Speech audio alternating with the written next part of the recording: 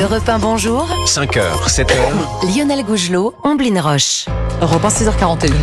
Quelles sont les attentes du monde de l'entreprise vis-à-vis de l'Europe? Quelles sont les propositions, les suggestions des chambres de commerce et d'industrie pour une Europe souveraine au service de la croissance et de la prospérité? Vaste programme. Votre invité ce matin sur Europe 1, Lionel Gougelot.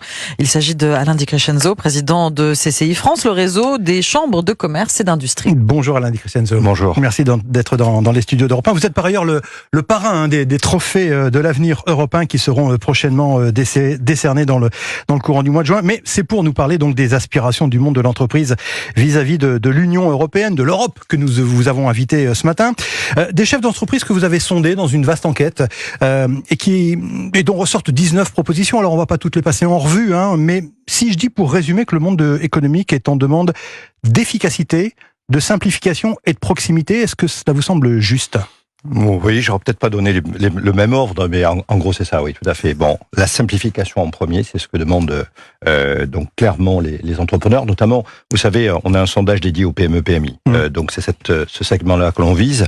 Deuxièmement, ils demandent la protection, qu'on protège, donc notamment contre la concurrence déloyale, on va y revenir, cité, de la souveraineté et du soutien à l'économie et à l'emploi.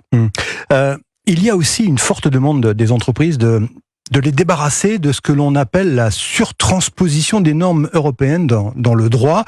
Ça rejoint un peu ce que disaient les agriculteurs dans leur mouvement de l'hiver dernier, finalement. Tout à fait, parce qu'il y a effectivement la réglementation européenne, et donc les entreprises demandent qu'on puisse différencier cette réglementation en fonction de la taille des entreprises, c'est-à-dire que on n'a pas les mêmes moyens en termes de structuration pour mettre en place les normes, donc qu'on fasse un distinguo entre les plus grandes et les plus petites, point numéro 1. Évidemment, cette normalisation, il ne faut pas en ajouter, et c'est ce que nous disent les entreprises, pas de surtransposition nationale des normes européennes, elles suffisent comme ça. Donc c'est effectivement la demande des entreprises. Il y a un sentiment d'abandon finalement dans cette espèce de jungle européenne de la part des entreprises. Alors c'est très particulier parce que dans le fond, les entrepreneurs nous disent l'Europe c'est bien, voilà, et dans le principe c'est bien. Et par contre, dans les faits, à 60%, ils nous disent que ça n'apporte rien à leur entreprise. Alors voilà, c'est ça. Et ça n'apporte rien au pays, ce qui est bien sûr faux. Mais comment dirais-je, malgré tout, est-ce qu'il n'y a pas une sorte d'ingratitude finalement du monde économique vis-à-vis de l'Europe? Parce que l'Europe, elle vous a ouvert les marchés, elle vous a ouvert la libre concurrence, donc d'une certaine façon, vous devriez dire merci à l'Europe.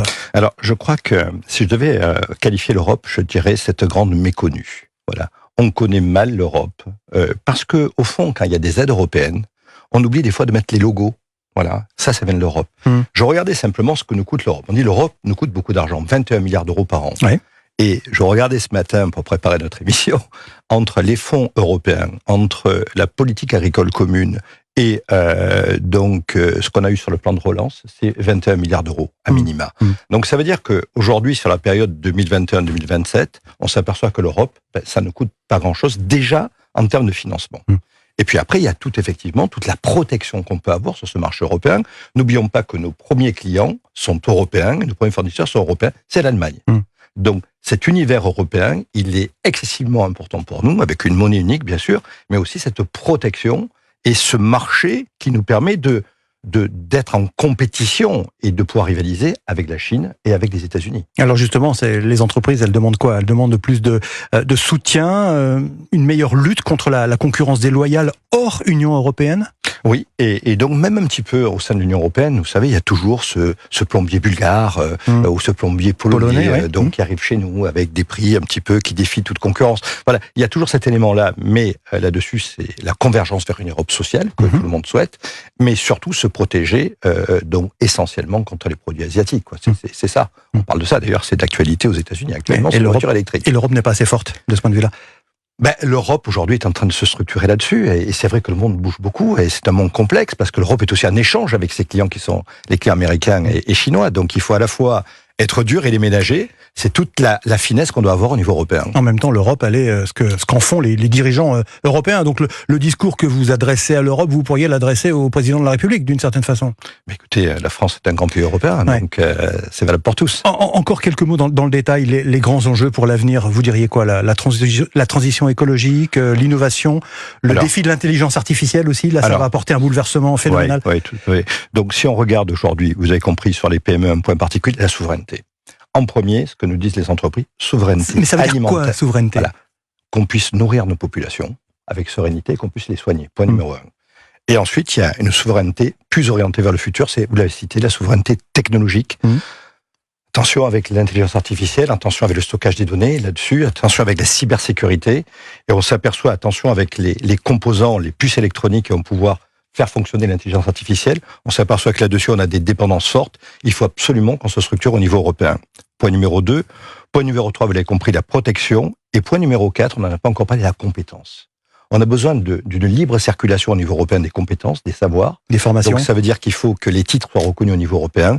Et puis, vous savez qu'au niveau des chambres de commerce, on a un point particulier sur l'apprentissage. On forme chaque année 130 000 apprentis. On veut un statut européen de l'apprentissage.